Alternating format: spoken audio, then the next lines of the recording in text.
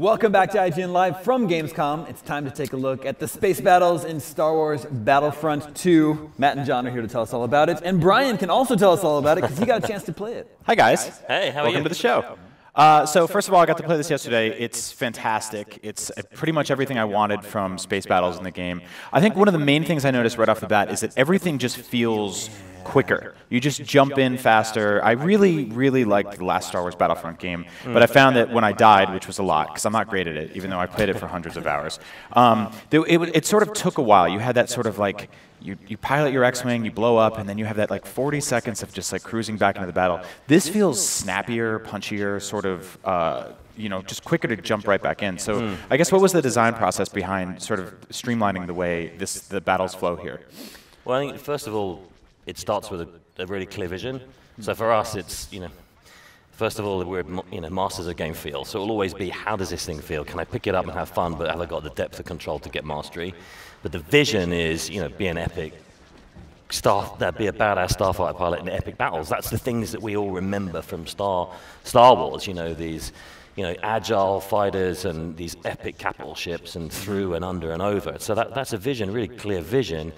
And then those decisions kind of fall out of what you want the player, vision wants to be, and the motivations that we've got across the different starfighter types. You know, you've got different ways to play for different player types. Sure.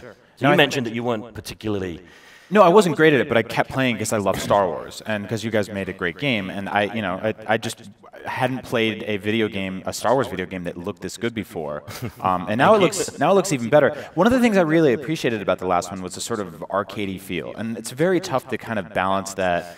I'd say, like, you know, you have that hardcore, like, kind of very like PC, like the kind of guys that want just a space battle simulator that's just like the pitch and the yaw, all this kind of stuff that I don't understand. And then there's the arcade players like me that want to jump in and just like blast X-Wings and TIE fighters. So how do you find that balance?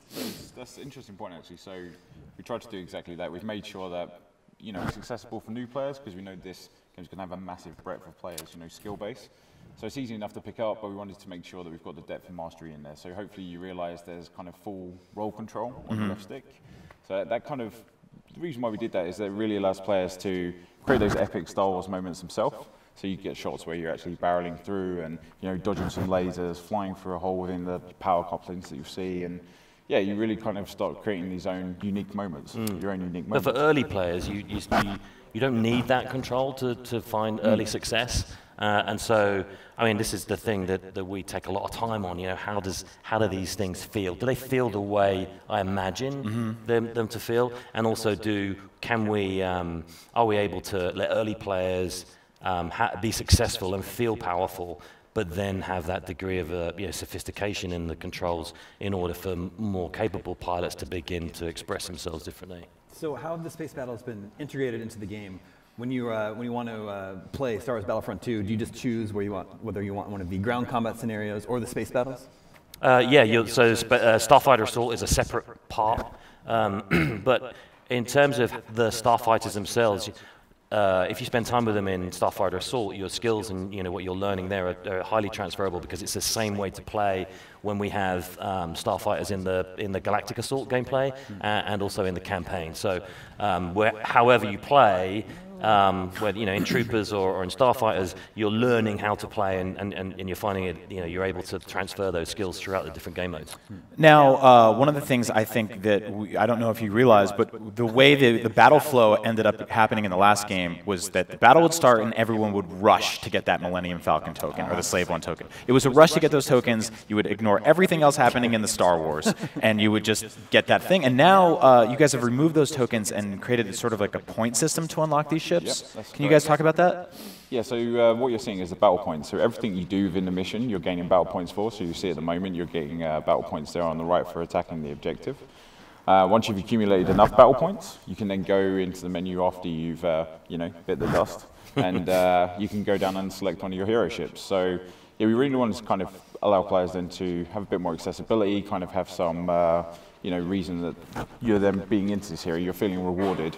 So even if you're not like an A+ starfighter and you're out there and you're missing every TIE fighter, but you can get a couple of shots on a shield every now and then because it's not moving. That's right, yes, but there's more than just starfighters to hit. So in the game, all of the modes are asymmetric, so you've got an attacker and a defender.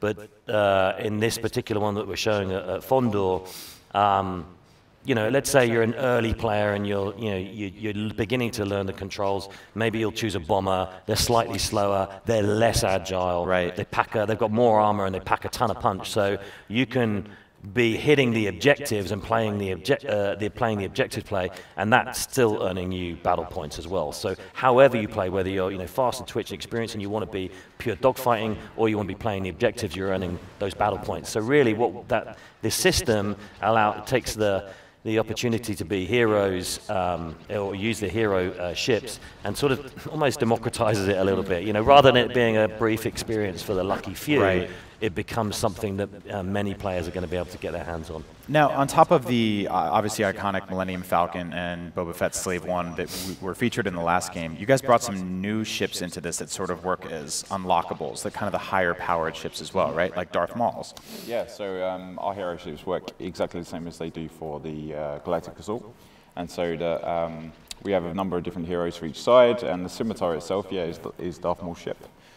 He's got a number of awesome abilities in there. He's kind of like a stealth killer. So you might have seen before that he can actually cloak himself, go invisible. Then what you really want to do with him is kind of get up behind somebody. When you then come out of cloak, you get a damage bonus for a period of time. So you can really just get in behind, uncloak, unload, take someone down onto the next target. Yeah, and it's my favorite. You feel like super powerful when you do those things. But it's not an unlock. That's again battle points. So you get through those battle point thresholds, and if a hero ship is available, then you get to enter the battle in one of those. Yeah, that's awesome.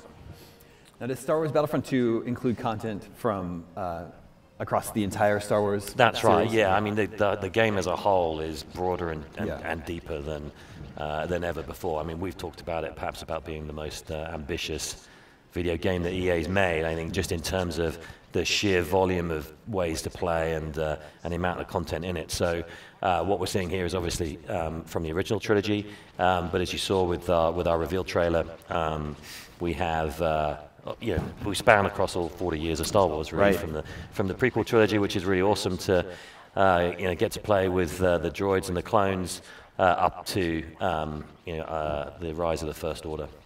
So now, in the last game, you guys were actually given access to the original film models at Lucasfilm. You went in and you scanned ATSTs and all these other things. And, every single texture was completely on point. But the prequels are mostly CG. So how do you work with something like that? I mean, there isn't really a 3D model for everything per se. So were you given high-res renders from back in the day? Like, how does all that come together? Well, oh yeah, I mean, we just had a really good, fantastic collaboration, working relationship with Lucas. So, yeah, some stuff there would be reference from perhaps other, Star Wars, like Rebels and things like that. So they would then give us reference to this, and we could then take that from a more kind of cartoony version into something which is more, befitting for what we've got here. Sure. Well, and to be clear, that it is a really collaborative relationship, because we've said before that the movie camera only goes to certain places, and we have to go everywhere. So there's a lot of invention, in particular in this example here. What does an Imperial facility look like for when Star Destroyers need an overhaul, or yeah, exactly. Where are they?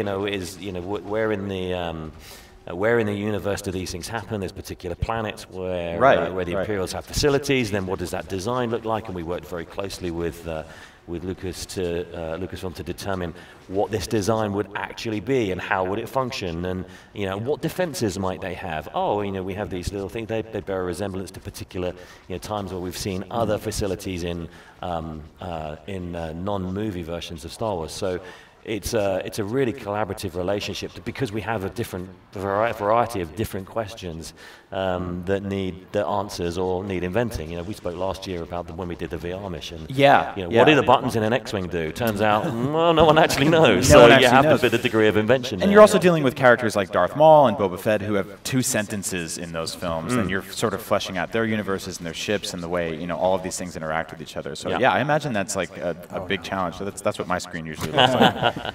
Whoa! Wow. Yeah, so then we have these sort of end moments. So each of the assaults are, you know, they have a loose narrative to them. You know, so in the one we're showing here, the rebels are taking in an opportunist attack on the Star Destroyer that's under repair. So we open it with an exciting cinematic, and then the players get in, and then depending on how they do, you get a small cinematic reward at the end of it. Yeah, so we were seeing the Fondor map there. Have you talked about how many maps there will be for space battles in the final? No, we haven't, but we've shown some of those in our reveal trailer. So we had a look at Camino and the Luke Hulk. Yeah.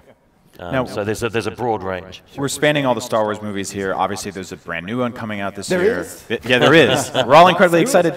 First of all, I hope they don't spoil too much for you guys, because I know at the end of the day you are Star Wars that's fans. a really good question. Yeah. Have you had anything spoiled for you from Last Jedi? Well, it's kind of voluntary. No, it is. It really is. You know, so the way the team work, the team chooses which parts they want to work on. Right. And, so we're very. At Criterion, we're very fluid with how people choose to work on different things, and those that don't want to be spoiled get that choice. But clearly, you know, if you need to be working on things that are, we've announced that season 1 of Battlefront's, post-launch content is free, and season 1 will be themed around the new movie. So, there are a number of people that. Selected. Yeah, I want to know, actually. Like we saw a glimpse at Kylo Ren's new ship. Will we be able to sort of expect to see a lot of the new vehicles from The Last Jedi show up in this game? Huh. Probably. Like, Interesting. the game is out, a couple months before, a month before the movie. November So 7th. they probably want to save that stuff till after the movie's out. Anyway, guys, thank you so much for coming by the show. That is your first look at space battles in Star Wars Battlefront 2, but stay tuned, we have more to come from IGN Live at Gamescom after this.